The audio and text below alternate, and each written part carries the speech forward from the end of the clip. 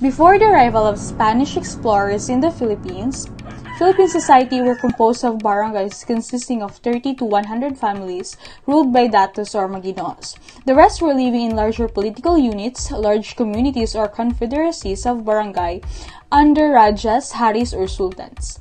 The rulers governed the respective barangays or confederacies of barangays in accordance with established laws, customs, and traditions. So the people carried on trade among themselves and with their oriental neighbors. They had systems of writing consisting of syllabaries. They had their own religious beliefs and practices as well as their own standard of morality and their own sense of values. So good day everyone. I am Bethel Rick Severu Ponte. Today we will be presenting the costumes of Filipino pre-Hispanic society.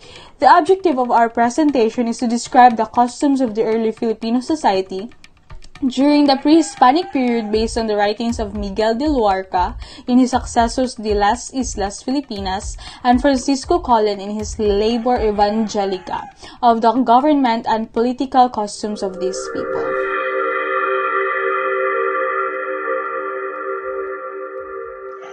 During the occupation of Spain in the Philippines, Antonio de Morga was a member of the Royal Audiencia in Manila, a high official in the Spanish government. During his residence in the Philippines, he had good opportunities in observing conditions and the ways of life of the Filipino people. The work which he wrote under the title of Sucesos de las Islas Filipinas, or in English, Events in the Philippine Islands, is a narration of events in the Philippines from the first discoveries by Europeans in the East. Of particular interest to the student of early Filipino civilization is the 8th chapter of the Sucesos. For in this chapter contains Morga's observation on various aspects of Filipino life. The following are the portions of the 8th chapter. Geography of the Philippines. Morga described how the ancients affirmed that each and all of them were desert and uninhabitable, but now experience has demonstrated that they deceived themselves. For good climates, many people and food and other things necessary for human life are found there, besides many mines or rich metals with precious gems and pearls, and animals and plants which nature has not stinted. The first island conquered and colonized by the Spaniards was Cebu. From there the conquest was started and continued in all the neighboring islands. Those islands are inhabited by people, natives of the same islands called Vicayas and by other name Pintados. Inhabitants of the Philippines. The people inhabiting the province of Camarines and almost as far as the province of Manila, in this great island of Luzon, both along the coast and in the interior, are natives of this island. Described Morga, they are of medium height with a complexion like stewed quinces, and both men and women are well featured. They have a very black hair and thin beards, and are very clever at anything they undertake, keen and passionate and of great resolution. All live from their labor and gains in the field, other fishing and trade, going from island to island by sea and from province to province by land. The apparel and clothing of those natives of Luzon before the entrance of the Spaniards into the country were generally, for men, certain short, colorless garments of kangan, sewed together in the front and with short sleeves, and reaching slightly below the waist. Some were blue and others black, while the chiefs had some red ones called chinanas. They also wore a strip of colored cloth wrapped about the waist and passed between the legs so that it covered the private parts, reaching halfway down the thigh. These are called bahaks. Men and women, and especially the chief people, are very clean and neat in their persons and clothing. They dress their hair carefully and regard it as being more ornamental when it is very black, described Morga. The ordinary food is rice pounded in wooden mortars and cooked. This is called morskita and is the ordinary bread of the whole country.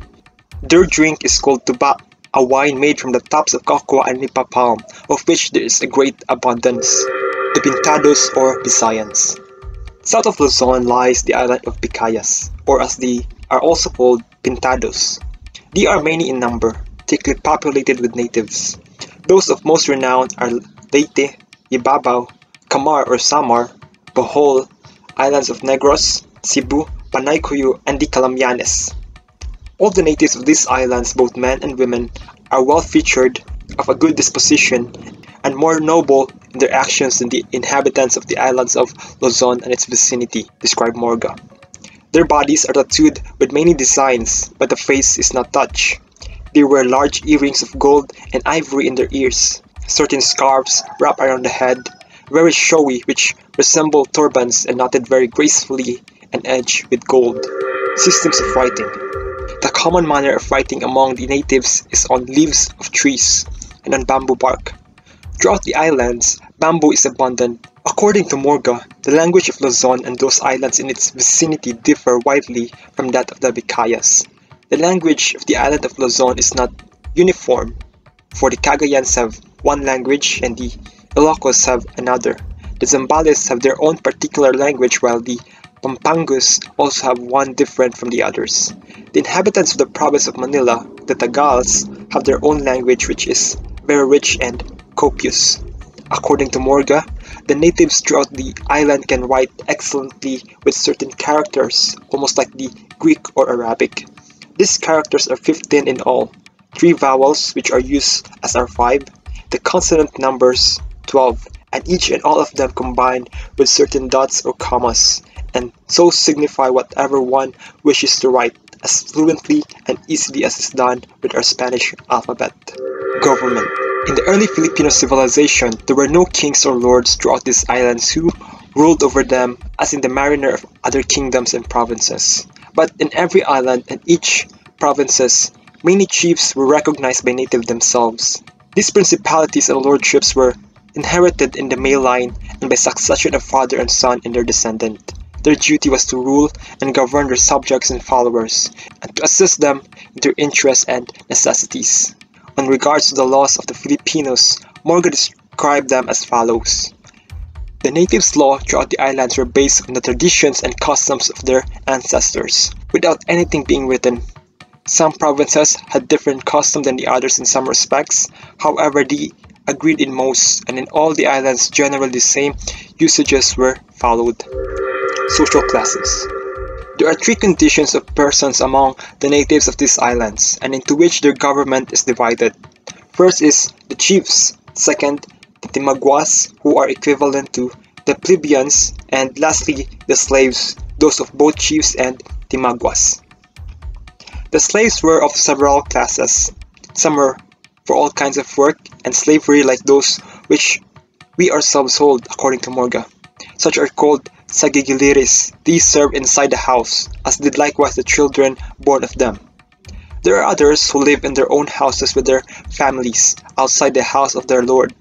These are bound to come to their lord's house whenever he summons them, and to serve in these offices without any pay or stipend. These slaves are called namamahais, and their children and descendants are slaves of the same class. These slaves comprise the great wealth and capital of the natives of these islands. They are very useful to them and necessary for cultivation of their property. Religious beliefs and practices. In matters of religion, described Morga, the natives proceeded more barbarously and with greater blindness than in all the rest. For besides being pagans, without any knowledge of the true God, they neither strove to discover him by way of reason. The devil usually deceived them with 1,000 errors and blindness. He appeared to them in various horrible and frightful forms, and as a fierce animals, so that they feared him and trembled before him. They generally worshipped him and made images of him in the said forms. These were kept in caves and private houses, and calling them anitos. Others worshipped the sun and the moon, and made feasts and drunken revels at the conjunction of these bodies.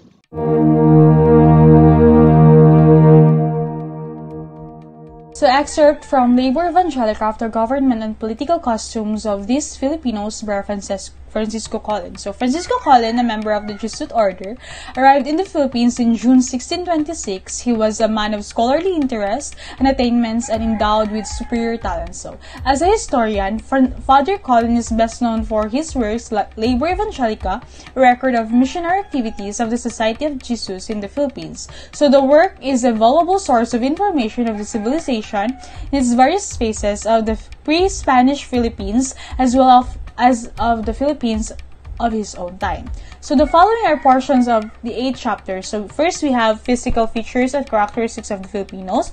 Then we have clothing and adornments, tattooing, food and beverages, song, dances, and musical instruments. We also have the religious beliefs and practices of the Filipinos, system of writing, languages, and civilities of the Filipinos, and political and social institutions among the Filipinos. So first, we have the physical features and characteristics of Filipinos. So the ordinary height of these Filipinos is medium, but they are well built and decent, both male and female. So their skin is yellowish brown, like a boiled quince, and the beard is light. So the Tagalog wear their hair in the shoulder, the Cagayans longer and dangling around the shoulders, the Ilocans shorter, and the Visayans shorter since they trim it around the way of the old Hispanic use. And then the skin of the females on the whole island varies from that of males, except for their Visayans, some of whom are lightly complex. So their biggest anxiety and treatment was the lips. And from childhood, they were polishing and filing their teeth so that they could look even and pretty. It was coated in black ink or lacquer that served to protect them. So both the ladies and some instances the man adorned their ears with large rings or rings of gold. The more the ear was extended and open among the ladies, the greater the elegance. So clothing and adornments. So the men decorated the head with only saddle or long, narrow, thin cloth they tied the forehead and the temple, and which they called putong. They indicated their rank by the color of their putong. So, and it was the emblem of their deeds and exploits, and it was not permitted to use the red putong until at least one person was killed. In order to wear it embroidered with certain borders that were like crowns, they must have 7 kills. So this man's personal attire is a little short dress or a loose jacket of fine linen that hardly reaches the hip.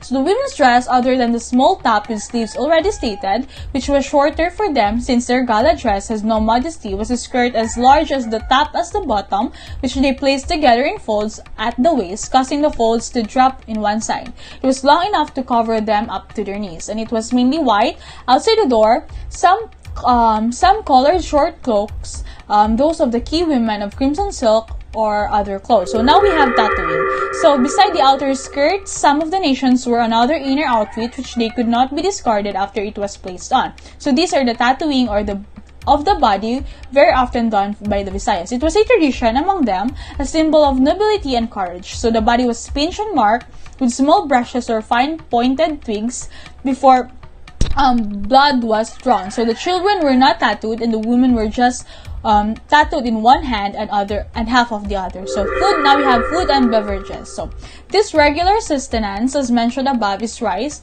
well hulled and clean and boiled just in the water, which they named the morisquita, or the food of the Moors. So they eat judiciously but drink often, and as they were invited to a meal, they were not asked to eat but to drink. So the wine used by them is either made from sugar cane or palm, so both of which are kilang. So the latter is rendered by removing the sap from the canes and bringing it to boil over the fire. So the palm wine is made by removing the sap of liquor from which food was to be made. So now we have the song, dances, and instruments. So the feasts are punctuated with music in which one or two of them sing and other respond. So song are typically their old songs and folk tales, as is common for their country. So now we have men and women dances are usually done to the sound of bells that are made of steel, big or small, in their manner, and the sounds are brought out easily and uninterruptedly. So they had some kind of guitar where they call it kuryapi that had 2 or more copper strings. Although their music is not very imaginative or fine, it doesn't fail to be especially appealing to them. Now we have the religious belief and practices of the Filipinos, and that of other their gods is one who is the chief and superior to all the other, who the Tagalog calls Bathalang May Kapal. Bathala May Kapal, which means God the Creator, God the Creator. So the Visayans called him Laon, which denotes antiquity. So the Mandayans believe that Mansilatan is the father of Bathala. Now we have the Tagalogs worshipped a blue bird as large as the turtle dove, which they called Tigmamanukin. They also adore private idols, which they inherit from their ancestors. The Visayans call them Divata, while Tagalog called them Anito. So it continues to remain for us to converse in their costumes of mortuary. As soon as a sick person dies, they began to bewail with weeping, not only family and friends, as well as those who had it as a trade and hired themselves for the purpose. So the grave of the poor was a hole in the ground of their houses, while the rich, after bewailed for 3 days, they were placed in a box or coffin, uncorruptibly wood. So, systems of writing, languages, and civilities of the Filipinos. So, the characters and writings of the Filipinos are evidently taken from the Moro Malays and originated from the Arabs. So, the vowel letters are only 3 in number, but they serve for 5 in their use. For the second and third are indifferently E, I, Y, O, U, according as is required by the meaning or sense of the word which is spoken and written. So the consonants are 13 in number and serve as consonant and vowel. So before they knew anything about paper, those people wrote on bamboos or on palm leaves, they fold and then they seal the letter when written in our manner. So the Filipino easily accustomed themselves to the Spanish letters and mood of writing. Now we have concerning the political and social institutions among the Filipinos. So before, they were split into barangays, Roma into districts, and our cities into parishes. So, there is no judge other than the aforementioned chief, with the help of some old men of the same barangay. So, there are 3 kinds of group of peoples: the chief, that the Visayans called Datu, and the Tagalogs Maginoo. The Tamawas, who are regular common people, called Maharlikas among the Tagalogs, and slaves called Uripon by the Visayans, and Alipin by the Tagalogs. Their way of life and ordinary behavior from the days of old is commerce. So, in all kinds of items by wholesale and more by retail in goods of the earth, in conjunction with that which is made in each district. So these nations deemed it necessary to take a wife only from their own kin, and the closer the better. As long as the children and their succession and inheritance are concerned, if they are legitimate, they will inherit equally in the property of their parents. The legitimate children will have their share, but not equally with the legitimate children. So in closing, we've discussed the Sucesos de las Islas Filipinas by Antonio de Morga, including the geography of the Philippines, inhabitants, the pintados, systems of writing, government, social classes, and religious beliefs and practices. In Labor Evangelica, we've discussed the physical features and characteristics of the Filipinos, their clothing and adornments, tattooing, food and beverages, songs, dances and musical instruments, their religious beliefs and practices, systems of writing, and lastly, their political and social institutions among the Filipinos. So thank you for listening. This is the Customs and Filipino of Pre-Hispanic Society.